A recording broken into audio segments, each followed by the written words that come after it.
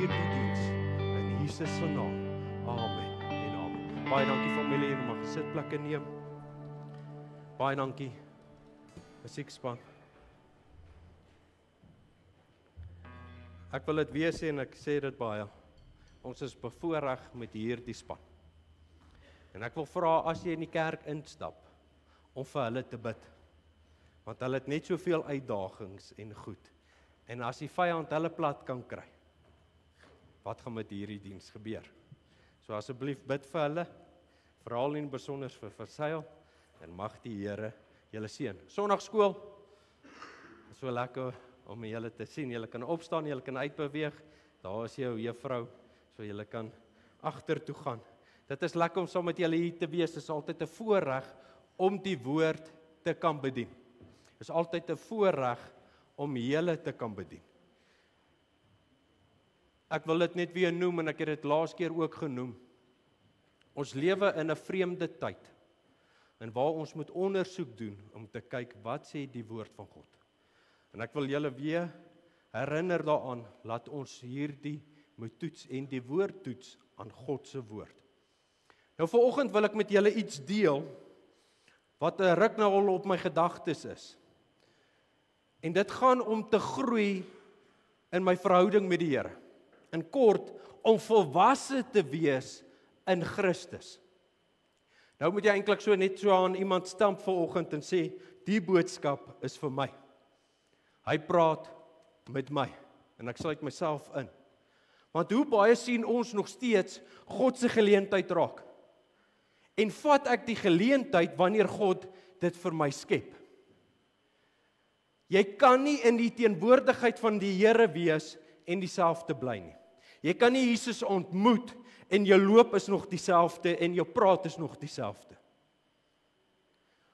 Maar vat ek nog die geleentheid wanneer ons in aanbidding gaan? Wanneer ek die woord oopmaak? Wanneer ek bid? Is dit 'n geleentheid laat God my omstandighede kan verander? Is 'n geleentheid vir versoening, dit is 'n geleentheid vir herstel, is 'n geleentheid laat ek my sondige lewe kan agter my sit en ek kan vorentoe beweeg vir wie wat Christus my geroep het om te wees. Maar ek moet die geleentheid vat. En ek glo ons almal wil eendag hierdie woorde hoor. Mooi so, goeie en getroue dienskneg. Kom deur die een wie alleenlik waardig is om te sê. Maar hierdie woorde is gekoppel aan my rentmeesterskap. Wat dit beteken is, die Here gaan my ondersoek doen of by my ondersoek doen om te kyk die dinge wat hy my toe vertrou het, hoe ek met dit gehandel het en gewandel het.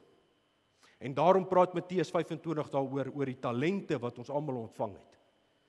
Maar ek wil saam met julle lees in Johannes 12 van vers 22 af.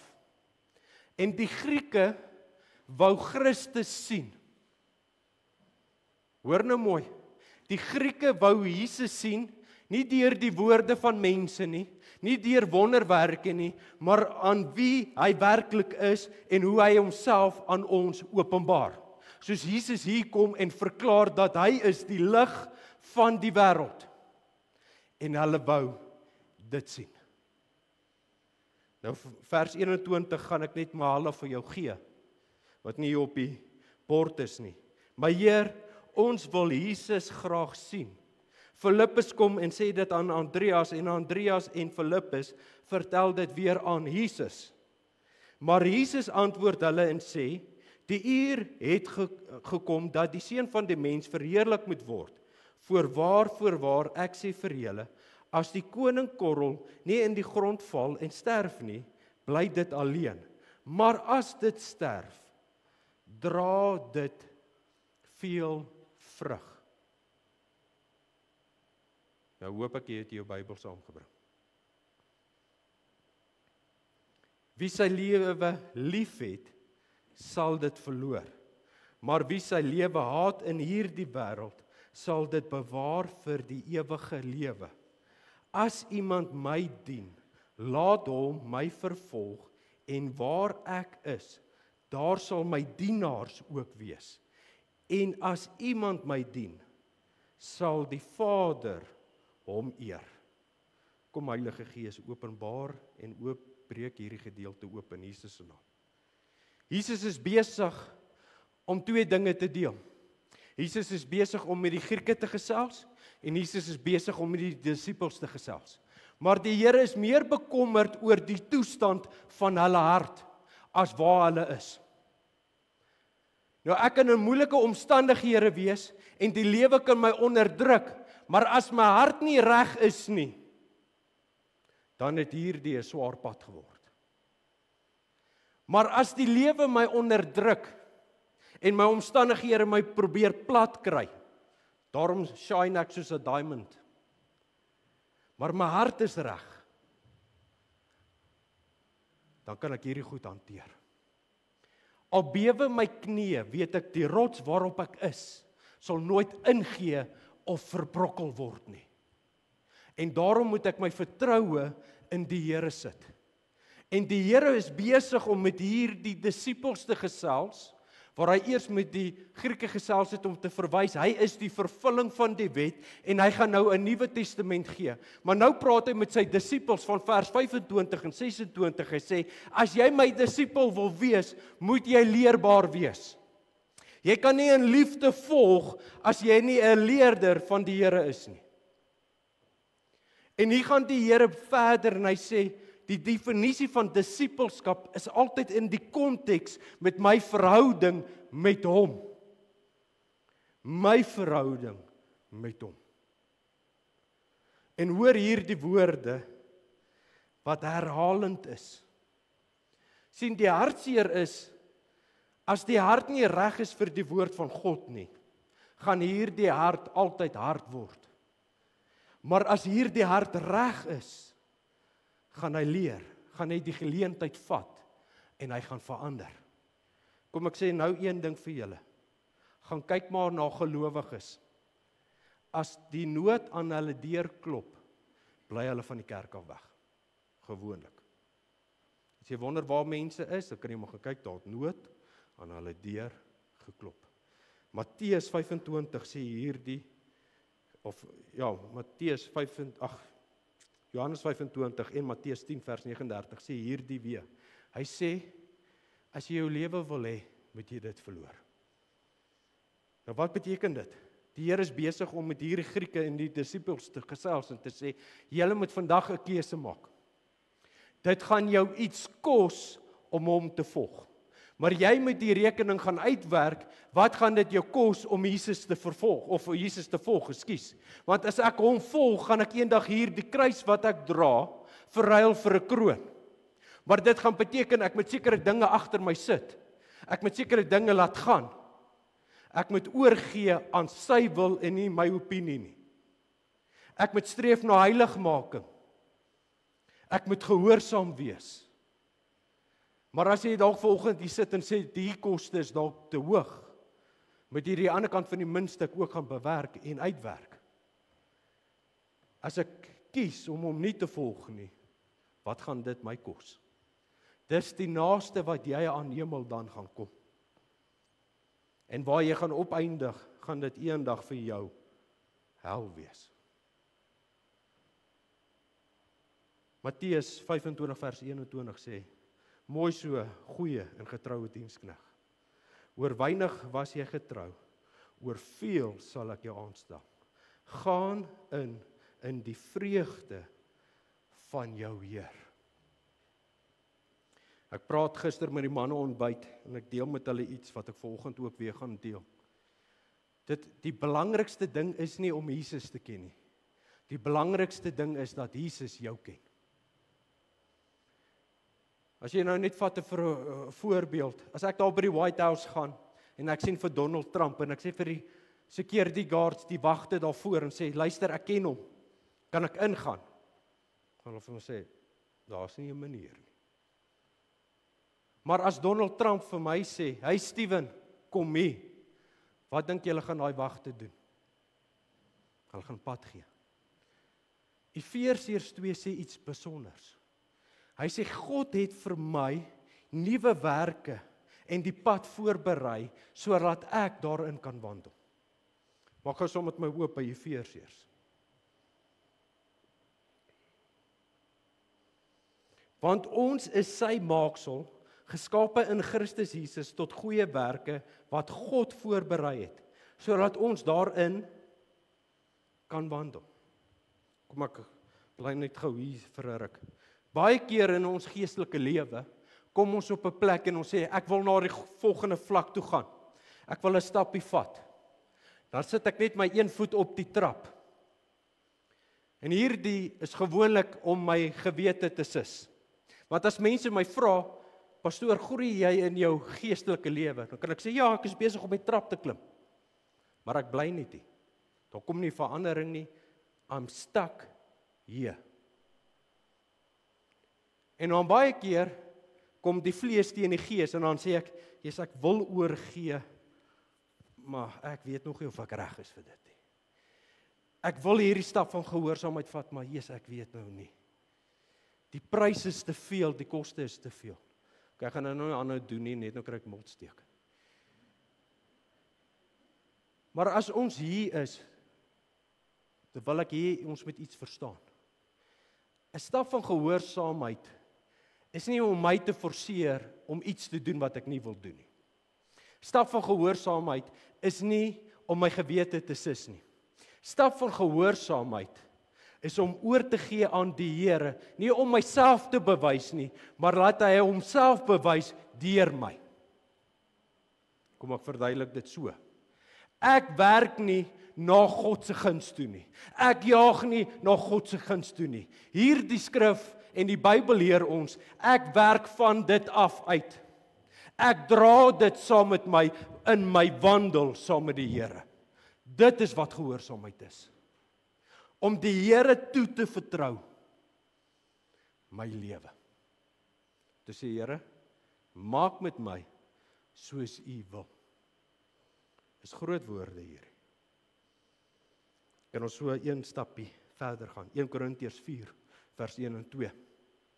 So moet ons dan beskou word as dienaars van Christus en bedienaars van die geheime verborgenheid, geheime van God. En verder word van die dienaars verrys dat hulle getrou bevind moet word.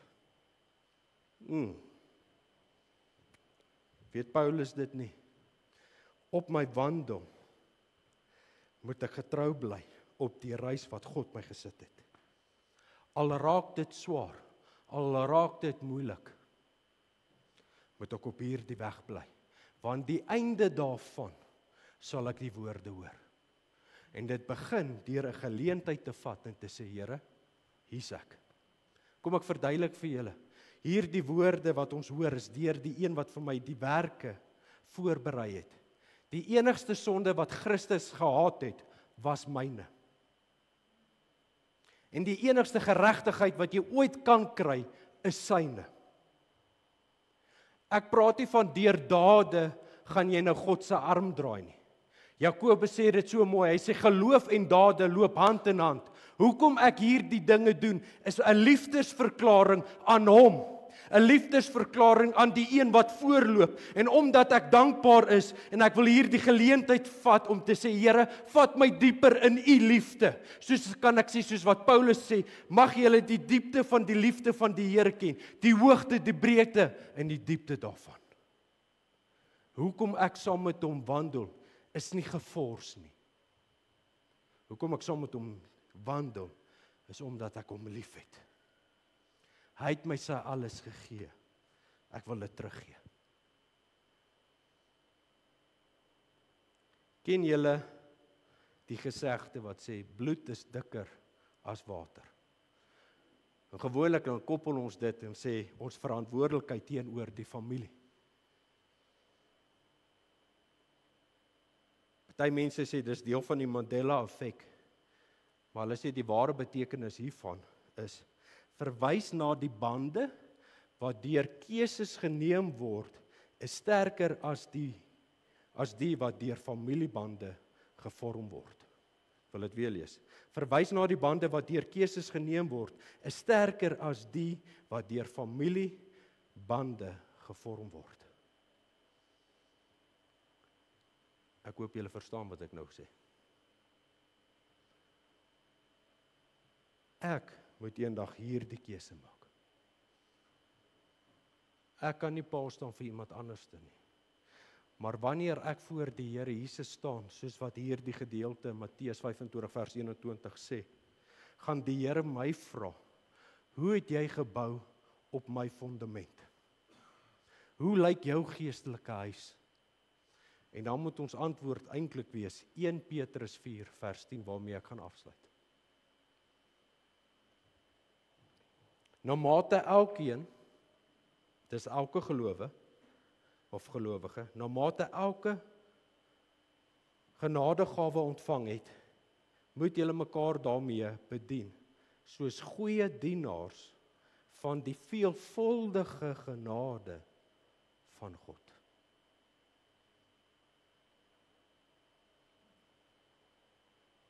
Kind van God, ons het nog geleentheid om ons pad te gesels. Ons het nog geleentheid om my pad te verander. Ek het 'n geleentheid waar ek stak is, aan die beweeg kan kom. En die Here verwag van ons vandag, om hierdie stap van geloof te vat. Elke geloofsheld in die Bybel, het dit nie maklik gehad nie, as jy Hebreërs 11 gaan lees. Maar omdat hulle gehoorsaam was, het hulle die guns van God gesien.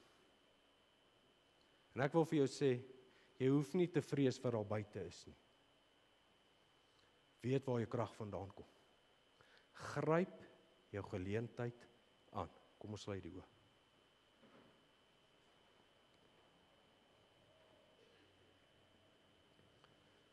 Gebed bring ons in kontak met die krag van God. En jou gebed vandag, daar in die banke, kan die krag van God ervaar. Niemand hoef vir jou te bid nie. Niemand hoef 'n hand op jou te sit nie. Wat so mooi was, hierdie Grieke het eintlik nie 'n plek aan die tafel gehad nie. Maar hulle het gekom om Christus te sien vir wie hy was.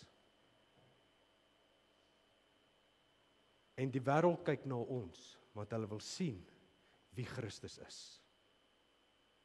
En as dit jou gebed is, soos wat dit my gebed is, Here, mag my lewe, mag my wandel en my handel dit spreek. En as dit nie vandag so is nie, mag ek hierdie geleentheid nou aangryp om dit te verander. Ek doen dit nie sodat ek erkenning by mense kan kry nie. Ek doen dit as 'n liefdesverklaring aan God. Omdat hy dit van my verwag, wil ek my beste gee. En as daar iemand is wat saam met my hierdie gebed wil bid, wil ek saam met jou bid. Hemelse Vader, ek kan net my lewe aan U hande toevertrou. Sal U my vorm na die beeld van Christus? Sal U my vorm en my uithaal, nie soos wat hier die wêreld wil sê ek moet lyk nie, maar soos wat U wil hê ek moet lyk? Sal U my gebruik as instrument en mag my lewe U eer gee daar waar ek beweeg? En wanneer mense na ons lewe kyk, dat hulle U sal raak sien. Here, so wil ek vra dat U ons sal help om te volhard. Dat ons eendag hierdie kruis sal verruil in 'n kroon. En laat ons hierdie woorde kan hoor. Mooi so, goeie en 'n getroue diensknegt. Heilige Gees, kom leer my en vorm my. Na U beeld is my gebed in Jesus se kosbare naam. Amen en amen. Baie dankie familie en vriende, baie dankie dat julle so aandagtig geluister het. Mag die Here julle ryklik seën. Ons gaan nou oorgaan na die doopdiens toe.